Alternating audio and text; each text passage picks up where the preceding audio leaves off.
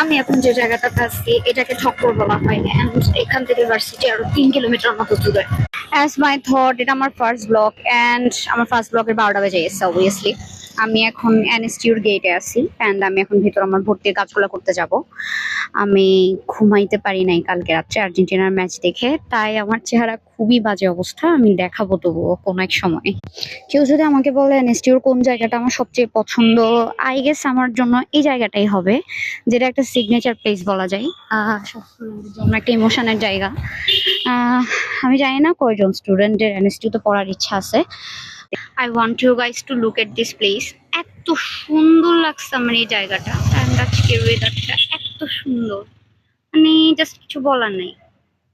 এখন আমি যাব মেইন প্রশাসনিক ভবন আমার ভর্তির কাজটা করার জন্য। সেটা শেষ করে হচ্ছে আমি ক্যাম্পাসের একটা শুট নিব, নীলদিঘি সহ যত কিছু আছে। গতবার আমি এসে কিচ্ছু ঘুরি নাই। অ্যান্ড লোক আমি পাই গেছি, বিআরটিসি বাস বের হচ্ছে ক্যাম্পাস থেকে, অ্যান্ড অনেকগুলো শুরুতেও ছিল, ওই যে আরেকটা আসতেছে।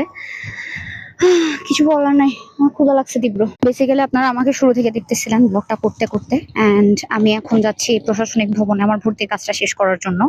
অ্যান্ড ওইটা শেষ করে আমি বোধহয় একটু শান্তি পাওয়া যাবে, কারণ অলরেডি 1টার পর বাজে, অলরেডি অডিটোরিয়াম বন্ধ দেখা যাচ্ছে। আমি জানি না কি করতে হবে। দিস ইজ দ্য ত্রিপলি ডিপার্টমেন্ট, যেখানে আমি ভর্তি হয়েছিলাম, অ্যান্ড ভর্তি বাতিল করে আসছে। I miss this. লাইফে আমাদের সাথে এমন কেন হয়, যখন আমাদের কোনো একটা কিছু ছেড়ে যাওয়া লাগে তখন সেই জিনিসটার প্রতি আরো মায়া বেড়ে যায়, জিনিসটা আরো সুন্দর লাগে। লাইক এই ভবন, এই রাস্তা, অ্যান্ড এসব ভাস্কর্য, প্রতিটা জিনিস আমার এখন খুবই নিজের নিজের মনে হচ্ছে। অ্যান্ড আমার বাজে লাগতেছে এই জায়গা থেকে চলে যাইতে। রিয়েলাইজ এই ভার্সিটিটাকে এত সুন্দর কেন বলা হয়। এই সাইডে হচ্ছে কি বলো এটাকে, খাওয়ার জন্য ডাইনিং, আর এই সাইডে হচ্ছে একাডেমিক ভবন দুইটা, এন্ড এখানে আরেকটা একাডেমিক ভবন, এন্ড এদিকে একটা লং রোড। যতদূর জানি আমি দূরের ওই ওটা আর ওটা দুটাই হচ্ছে একটা বয়েজ হোস্টেল, আর একটা বিশাল মাঠ, and this road with the sky জোস। এই সাইডটা শান্তিনিকেতন বলা হয় আই গেস, আমার যতটুকু লাস্ট টাইম মনে পড়ে। সবাই এখানে খাচ্ছে দুপুরের টাইমে, এন্ড এদিকে সামনে মসজিদ, আর তার বা পাশে হচ্ছে মেয়েদের ডাইনিং, মেয়েদের মেস। ইনফরমেশন টেকনোলজির বিল্ডিং, আর এটা একাডেমিক 3 যেটা হওয়ার কথা ছিল আর হয়নি। ওই সাইডটাই নাকি মেয়েদের হোস্টেল, আর এটা হচ্ছে মসজিদ, আর এটা হচ্ছে বীরমুগ্ধ মেডিকেল সেন্টার। এখানে যে বৃষ্টির ঝাপটাটা আসতেছে, বাতাসের ঝাপটাটা আসতেছে, এই জিনিসটা যদি এখানে না থাকে, মানে কেউ কখনো ফিল করতে পারবে না। এটা এত জোস, মানে এত রিল্যাক্সিং। প্রাকৃতিক বাতাসের সাথে আসলে কিছু তুলনা হয় না। মেন কাহিনীটা বলা যাক, আমার ওয়েট কোনটাই হয় নাই আসলে। এরপর যে ট্রমাটাইজের ফেসে আমি ছিলাম, সেই সময় আমার সুইসাইডাল থিঙ্কিং আসছে, but my family was supportive enough, and পরবর্তীতে জিএসটিতে আমি এই বিশ্ববিদ্যালয়টা ক্র্যাক করতে পারছি। আর কতটুকু যাওয়া যাবে, বাট এটাই হচ্ছে গার্লসদের মেস, আর এই সাইডটাও মেবি ওদেরই মেস, আর এটা সেই মসজিদ, অ্যান্ড চারপাশে just look at this view and listen to the sound carefully. আমি ভাবতেছি ওই দূরের হলটাতে, ওই বিল্ডিংটাতে থাকা মানুষরা কি সুন্দর একটা ভিউ, একটা সিনারি দেখবে সকাল সকাল উঠে উঠে, অ্যান্ড এই জায়গায় বসে আই গেস সকল ধরনের স্ট্রেস চলে যাবে মানুষের লাইফ। এই জায়গাটায় আমি পুরো একা, অ্যান্ড আমার চারপাশে যে ভিউটা দেখা যাচ্ছে এটা একটা দুর্দান্ত ভিউ নিঃসন্দেহে। আর আমি এই জায়গায় একটা কথাই বলতে চাই, কোনো একটা ভার্সিটি পার্টিকুলারলি খারাপ বা ভালো হয় না, মানুষের কথা সে ভার্সিটিটার একটা স্টেজ নির্ধারণ করে, আর স্টুডেন্টের নিজের ইন্ডাস্ট্রি তার লাইফের সাফল্য। লাইফে এত আপস অ্যান্ড ডাউনস মানুষের থাকে। লাইক আমি দুটো কথা বলবো। প্রথম কথা হচ্ছে, আজ থেকে 2 মাস আগে আমি জাতীয় বিশ্ববিদ্যালয়ের ফর্ম তুলছি।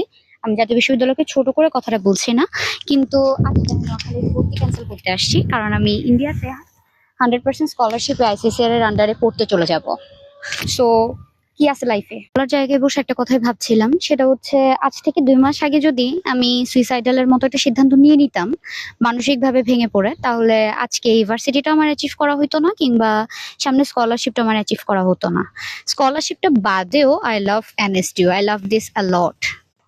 এইটা কোনো প্রফেশনাল ব্লগের চাইতে আমার পার্সোনাল ব্লগ বেশি, অ্যান্ড নিজেকে এবং আমার যদি কেউ দেখে থাকে তাদেরকে আমি একটা কথাই বলবো, লাইফে গডের একটা প্ল্যান আছে এন্ড সেই প্ল্যানটা দেখার জন্য তোমার অবশ্যই ওয়েট করা উচিত। সো ভুলভাল কোনো ডিসিশন না নিয়ে লাইফে চলতে থাকো, একসময় সাকসেস ঠিকই আসবে। লাইফে আমি বেশ ভালো মাপের একজন স্টুডেন্ট ছিলাম, সবসময় র্যাঙ্কে থাকা কিংবা ফার্স্ট হওয়া ক্লাসে এটা পেয়েছিলাম।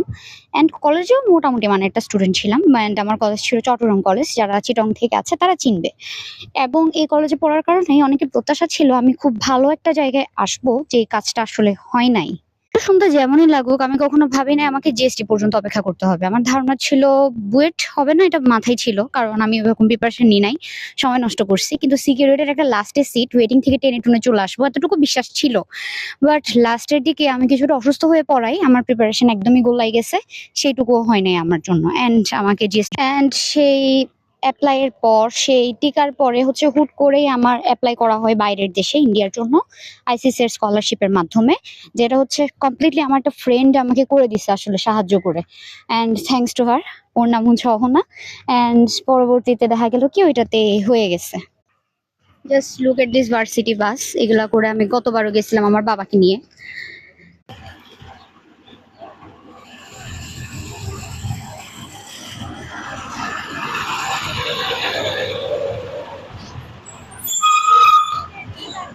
ফাইনালি ক্যাম্পাস থেকে বিদায় নেওয়ার টাইম চলে আসছে।